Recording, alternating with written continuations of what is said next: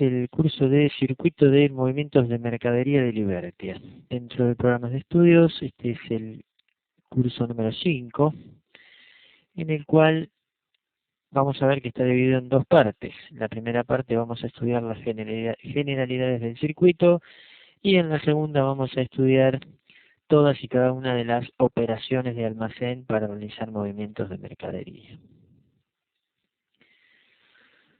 Bien, entonces, en esta primera parte, que es la generalidad del circuito, vamos a ver en qué consiste el circuito de movimientos de mercadería. Vamos a ver cuáles son los tipos de movimientos de mercadería típicos de Libertia. Y finalmente vamos a estudiar los parámetros y configuraciones necesarias para la operación dentro de este circuito. Bien, ¿en qué consiste este circuito de movimientos de mercadería?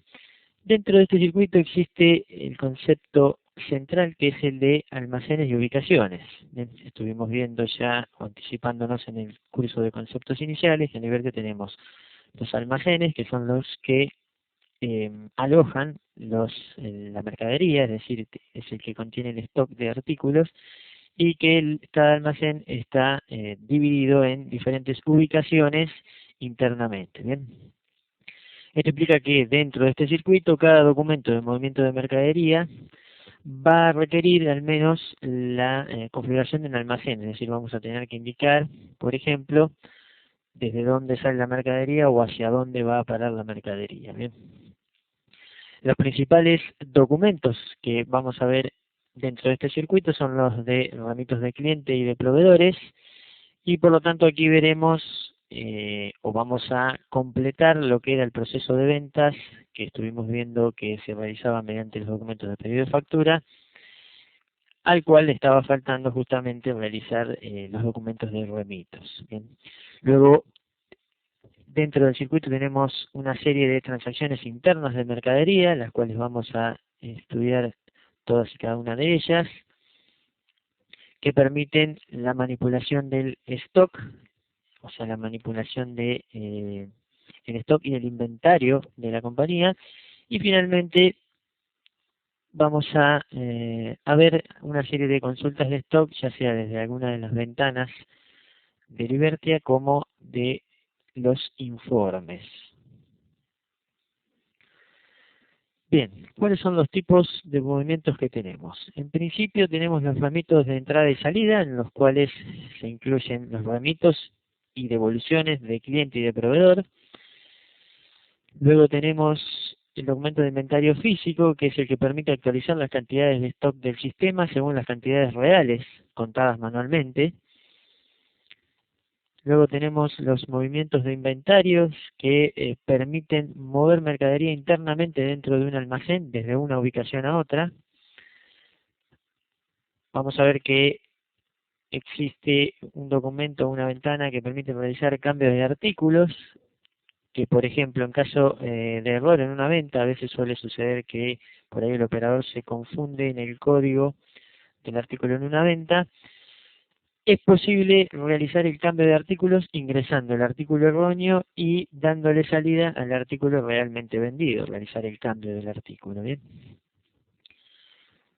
Luego tenemos las entradas y salidas simples, las cuales permiten dar de baja o alta artículos en el almacén por diferentes motivos, por ejemplo, por consumo interno, por roturas, por envío a servicios, hurto, etcétera. Bien. Tenemos las transferencias de mercadería, que permiten realizar una transferencia de mercadería en dos etapas, en donde en la primera etapa se le da salida de la mercadería por algún motivo y luego en el regreso, en la segunda etapa, se confirma la recepción de la mercadería. En este tipo de movimiento la mercadería suele estar ausente por algún lapso de tiempo el cual se puede definir. ¿Bien? Estos movimientos de transferencias de mercadería pueden realizarse entre dos almacenes diferentes o incluso entre el mismo almacén. ¿Bien? Finalmente tenemos los fraccionamientos, los cuales permiten fraccionar una cierta cantidad de un artículo en cantidades de otros artículos. Por ejemplo, podríamos fraccionar una bolsa de 100 kilogramos de cemento en 10 bolsas de 10 kilogramos, para luego vender ya sea las bolsas de 100 o las bolsas de 10 kilos. En este tipo de movimiento, entonces, lo que se hace es dar de baja el artículo fraccionado, dar de baja del stock y dar de alta en el stock los artículos resultantes del fraccionamiento. Bien, habiendo visto entonces todos los tipos de movimiento, ahora vamos a ver para cada uno de ellos cuáles son los parámetros y configuraciones necesarias para poder realizar esos movimientos. Bien, lo primero que tenemos que tener configurados son los almacenes y ubicaciones. En el perfil de configuración de la compañía tenemos dentro de este submenú la ventana de almacenes y ubicaciones, que en particular para lo que es este curso de movimientos de mercadería, yo cambié el nombre del almacén estándar por central. Bien, dentro de este almacén central tengo tres ubicaciones: 000, 100 y 2000, que implican cada uno de los pasillos que están dentro del almacén. Y en la pestaña de almacenamiento vemos cada uno de los movimientos que se realizó dentro de esta ubicación, tanto de entrada como de salida. Además, creé un nuevo almacén que se llama almacén secundario con una única ubicación, SEC 000. Luego tenemos que saber que en la ventana de información de artículo, en el diálogo de información de artículo, cuando realizamos la consulta tenemos una columna en donde nos indica la disponibilidad, es decir, cuántas unidades disponibles tengo del artículo. Por otro lado tenemos el stock. La diferencia entre el stock y la disponibilidad es que el stock es el stock real dentro del almacén y la disponibilidad tiene en cuenta aquellas unidades pendientes de entrega. Por ejemplo, en el artículo Mouse Genius tenemos que en stock tenemos 444, pero disponible tenemos solo 424. Esto es porque existe una entrega pendiente de 20 unidades. Las entregas pendientes básicamente son pedidos de clientes que se han realizado y que todavía no se le ha realizado el remito de salida a ese pedido de cliente. Bien. La columna pendiente a recibir es el inverso, el cual tiene en cuenta los pedidos de proveedores, es decir, los pedidos que nosotros hicimos a los proveedores y que aún no nos ha llegado la mercadería y no se ha hecho el remito de entrada. ¿Okay? Bien, continuando con los parámetros y configuraciones, tenemos los cargos. ¿Qué son los cargos? Los cargos lo que nos van a permitir configurar dentro de este circuito de movimientos de mercadería son los parámetros de contabilización de los movimientos. Es decir, que para la mayoría de los movimientos de mercadería vamos a requerir al menos un cargo, de modo tal que el sistema luego sepa cómo contabilizar ese movimiento de mercadería. ¿Bien? Comenzando por los cambios de artículos, tenemos que configurar cuál es el cargo directamente en el almacén, el cargo que se va a utilizar para contabilizar los movimientos de mercadería que se realicen por cambio de artículos.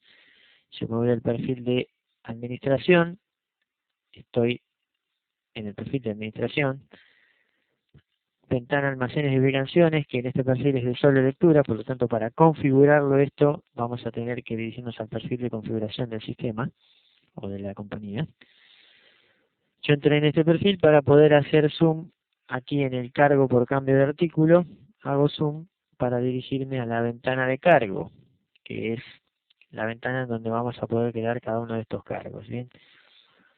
El cargo, como les mencioné, tiene una configuración de contabilidad que aquí es en donde podemos nosotros configurar cómo se va a contabilizar, en este caso, si el cargo es por un cambio de artículo. ¿Bien?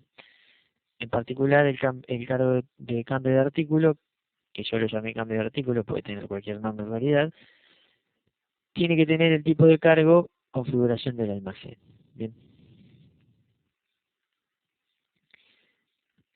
volviendo a los cargos, tenemos el cargo para fraccionamientos y mermas en caso de utilizar la funcionalidad de fraccionamientos. También desde el almacén vemos que tenemos la configuración de cargo de fraccionamiento y cargo de merma. Las mermas son los desperdicios que se producen cuando realizamos un fraccionamiento. Por ejemplo, fraccionamos 100 kilos de cal en paquetes de 10 kilos y a veces suele ser que se pierde cierta cantidad por, bueno, caídas, derroches, pérdidas o lo que fuese. Eso se contabiliza con el cargo de merma, ¿bien? Mientras que los cambios o los movimientos reales hechos por el fraccionamiento se contabilizan con el cargo de fraccionamiento. Si yo hago zoom al cargo de fraccionamiento, también vemos que el tipo de cargo es configuración del almacén. Lo mismo para el cargo de merma. Cada uno de estos, obviamente, va a tener una configuración de contabilidad en particular, la cual vamos a estar viendo en el curso de circuito contable. A esta altura lo que nos interesa saber es que estos cargos deben estar configurados para que podamos operar con los documentos. No es que se requieren solo para la contabilidad, sino que sí o sí los tenemos que configurar para poder realizar los movimientos de mercadería, por más de que no nos interese la contabilidad.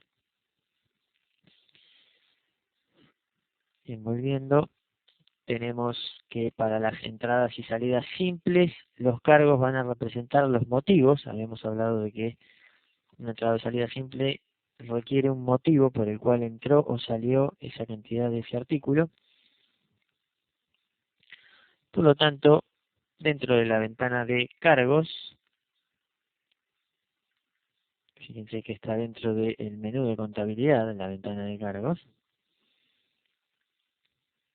voy a buscar aquellos cuyo tipo de cargo sea entrada y salida simple. Yo ya tengo creados varios motivos, por ejemplo, consumo interno, donación, envío de service, hurto, ingreso por recupero. ¿Bien? La particularidad es que estos cargos deben estar configurados como tipo de cargo entrada y salida simple.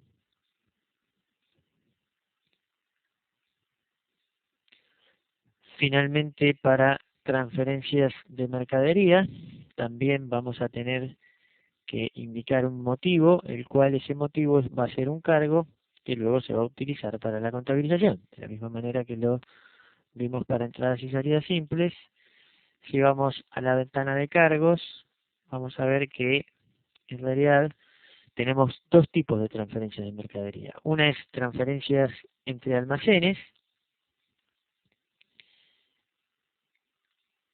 en donde, por ejemplo, yo tengo creado dos cargos, envío a reparación y faltante en el destino. El tipo de cargo es transferencia entre almacenes. La transferencia entre almacenes justamente es lo que nos deja realizar es un movimiento de mercadería desde un almacén hacia otro, en dos etapas, en donde en la primera etapa el almacén de origen dice te envío tal mercadería al destino, luego en la segunda etapa el almacén destino acepta esa mercadería y la da de alta. ¿Bien?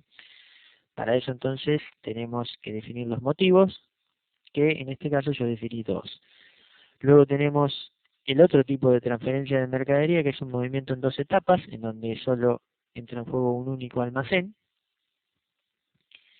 Y para este caso tenemos o tengo configurado dos motivos también, hay que configurar los motivos, que son envío a servicio oficial, donde el tipo de cargo es movimiento en dos etapas, y garantía de proveedor, donde el tipo de cargo es movimiento en dos etapas. Por ejemplo, en este caso de garantía de proveedor, podemos realizar una salida temporal de ciertos artículos, indicando que lo enviamos a la garantía del proveedor, y luego cuando el proveedor nos devuelve el artículo, sea reparado o no, le hacemos la entrada. Bien, esa es la segunda etapa. Bien, cabe aclarar que ya sea tanto por cargos por motivos o por cargos de configuración, los nombres dependen de cada compañía en realidad. Bien, es cuestión de simplemente cargar los motivos que uno realmente vaya a utilizar y luego poder configurar la contabilidad como uno quiere.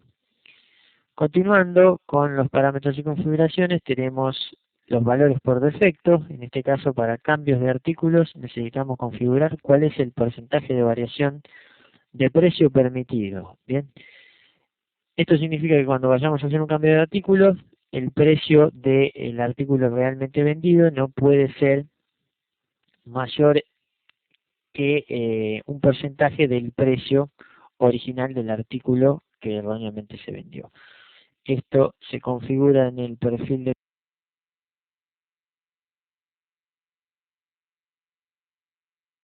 configuración de la compañía. Dentro de la ventana de valores predeterminados, tenemos que tener configurado la variable Product Change Price Variation, ¿bien? En donde la clave de búsqueda indica el porcentaje permitido, es decir, que el artículo realmente vendido, o sea, el artículo destino del cambio de artículo, va a poder variar solo en un porcentaje del 20%, ya sea más o menos del precio del artículo original. Esto en caso de necesitar o de requerir utilizar la funcionalidad de cambio de artículos, que en el caso de que nos olvidemos configurarlo, en realidad no se va a poder completar un documento de cambio de artículo y el sistema nos va a pedir que justamente configuremos este valor.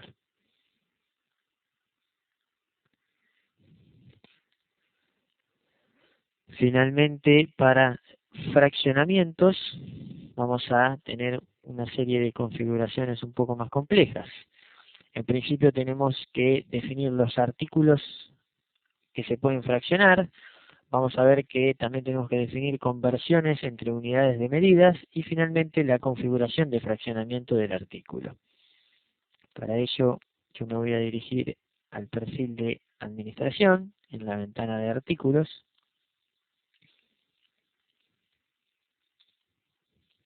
Vamos a ver, por ejemplo, que tengo definido el artículo tinta negra, botella de 20 litros. Bien, la unidad de medida es unidad, es decir que esto se compra por unidad. Y luego tengo la tinta negra, frasco de 1 litro. La idea es poder, o la idea en este caso en el ejemplo es comprar botellas de 20 litros, fraccionarlas en frascos de 1 litro y vender el frasco de 1 litro. Bien.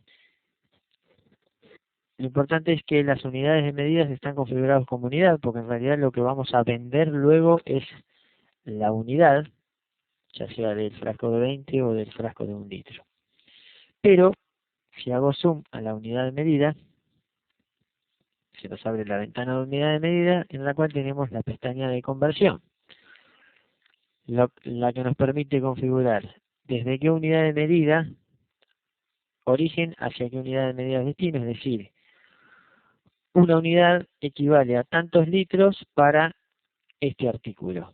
En este caso, el artículo de tinta negra, botella de 20 litros, se convierte en una unidad a 20 litros. ¿Bien? Para el caso de la botella, del frasco de 1 litro, tenemos que una unidad es 1 litro. De esta forma, lo que requerimos entonces para utilizar la funcionalidad de fraccionamiento es que los dos artículos que vamos a fraccionar, el origen y el destino, tengan una conversión definida en una unidad de medida en común. Es decir, que podamos pasar ambos artículos a una unidad de medida en común. En este caso, la unidad de medida en común es el litro. Bien. Luego que tenemos entonces definidas las configuraciones, las conversiones de unidades de medida, tenemos que, para el artículo que vamos a fraccionar, en la pestaña de fraccionamiento, indicar en cuáles artículos se puede fraccionar. Bien, en este caso yo tengo configurado que se puede fraccionar la botella de 20 litros en tinta negra, frasco de 1 litro. Aquí podríamos indicar más, suponemos que si tuviésemos un frasco de 5 litros, podríamos también configurarlo aquí. Entonces, lo que tenemos que tener configurado para fraccionamiento son los artículos, las conversiones entre las unidades de medida para tener una unidad de medida común de conversión, y en la pestaña de fraccionamientos, cuáles son los artículos sobre el cual o en el cual se puede fraccionar el artículo en cuestión.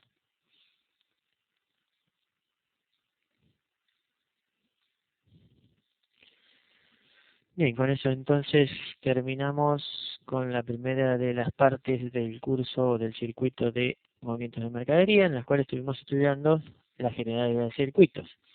A modo de resumen, estuvimos viendo en qué consiste el circuito de movimientos de mercadería, cuáles son los tipos de movimientos de mercadería que podemos utilizar dentro de Libertia, y finalmente cuáles son los parámetros y configuraciones necesarias para poder operar con cada uno de estos movimientos de mercadería.